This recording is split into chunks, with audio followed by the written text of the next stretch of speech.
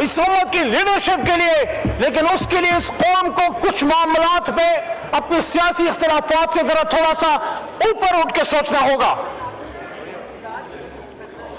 एक हो मुस्लिम हरम की पासबानी के लिए, एक हो मुस्लिम हरम की पासबानी के लिए नील के साहिल से लेकर ताबखा के काशगर, ईरानी कौम, उनके लीडर शहीद अली खामेनी, उनके तमाम मुजाहिदीन, उनकी बच्चियां, उनकी खवातीन, उन सब ने साबित किया कि ईरानी कौम हुसैनी है। और जिस तरह पाकिस्तानी कौम और ये पार्लियामेंट खड़ी हो गई और इस पार्लियामेंट में आज की हुकूमत को और कौम को इस पार्लियामेंट से एक रास्ता मिला कि जब ईरान पे हमला हुआ था यहां से कोई नॉन पीटीआई या पीपल्स पार्टी नहीं बोली थी, यहां से पाकिस्तानी बोले थे। हमने ईरान की सपोर्ट की थी, यहां से हमारी अपोजिशन की जमातें, फजल रहमान साहब, तहरीक इंसाफ, अचकजई साहब, जितनी हमारी जमात और गवर्नमेंट बेंचेस से हम तो बाकायदा ईरानी सिफारत खाने गए, और न सिर्फ अभी गए बल्कि पिछले साल भी जब एस्केलेशन हुई थी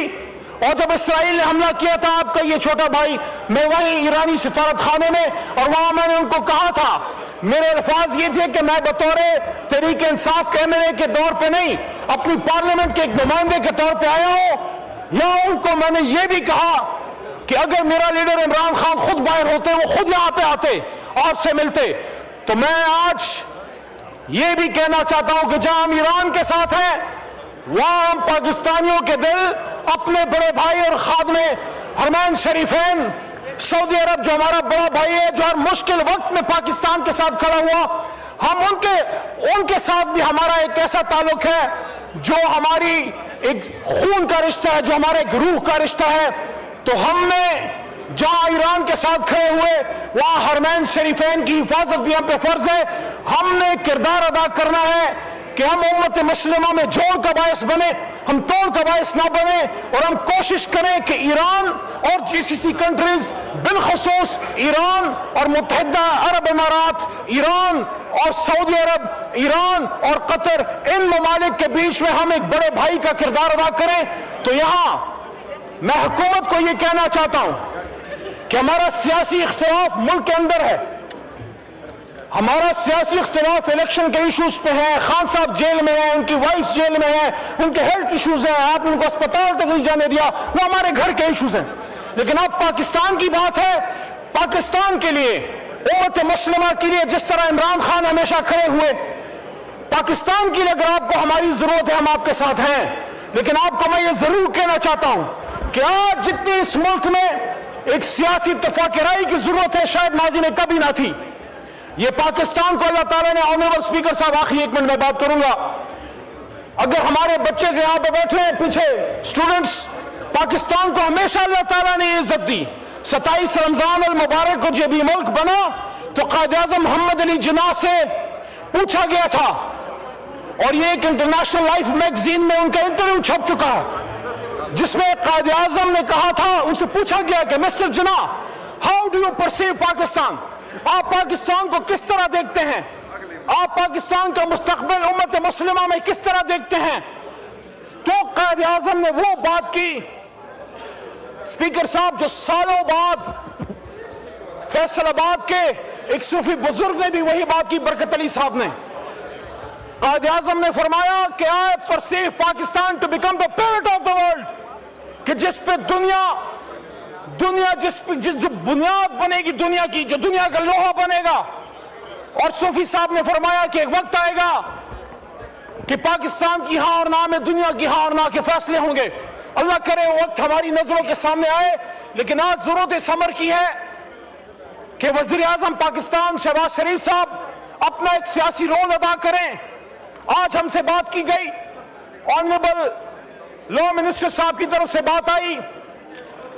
कि आप अपने एहतजाज को मौखर करें। मैं आपसे ये दरखास्त करूंगा कि आप इमरान खान साहब को एंगेज कीजिए और एक इत्तेफाकी राय की सूरत हाल बनाइए, उनको बाहर लेके आइए।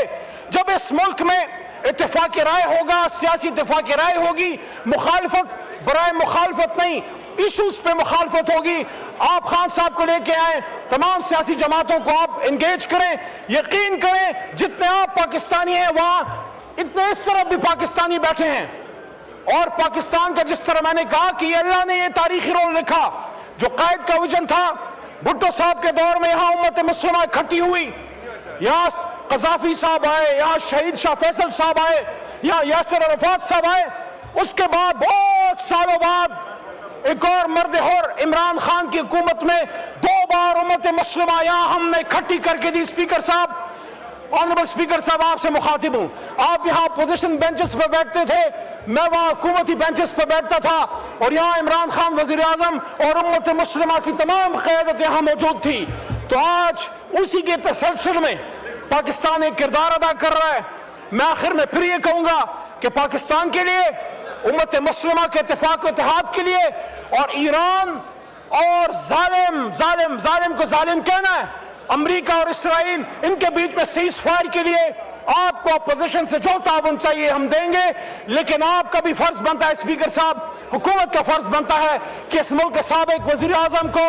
और आप बाकी सियासी असीरान को, ये मेरे लेफ्ट साइड पे मेरा छोटा भाई बैठा है, इनके वालिद फॉर्मर मिनिस्टर शाह महमूद कुरैशी साहब को, जैन के वालिद साहब, इन सबको एंगेज करें। ये सारे पाकिस्तान से मोहब्बत करने वाले लोग हैं। जब हम यहाँ सियासी क़यादत, जनरल सियासी क़यादत यहाँ बैठेगी, यहाँ इमरान खान बैठे हों, वहाँ मियाँ नवाज शरीफ बैठे हों, वहाँ जरदारी साहब आए या बिलावल साहब आए बैठे हों, फिर जब यहाँ से बात होगी वो तगड़ी बात होगी। तो आखिर में इस बात के साथ कि इंशाअल्लाह पाकिस्तान की खातिर, इस्लाम की खातिर, न इमरान खान एक कदम पीछे हटा है, न अली मोहम्मद पीछे हटेगा, न ये मेरे सारे साथी पीछे हटेंगे। लेकिन अगर आप चाहते हैं कि पाकिस्तानी कौम इकट्ठी हो, इत्तेहाद हो, तो फिर यह नहीं हो सकता कि इमरान खान को दीवार में चुनवा के आप तवक्को करें कि हम इत्तेहाद और इत्तेफाक का मुजाहरा करें। हम फिर भी करेंगे, हमने किया, पाक भारत जंग में किया, लेकिन अब वक्त आ गया है कि हम इकट्ठे हों, पाकिस्तान की खातिर दुनिया को मैसेज दें कि इंशाअल्लाह पाकिस्तान ईरान के लिए वो किरदार अदा करेगा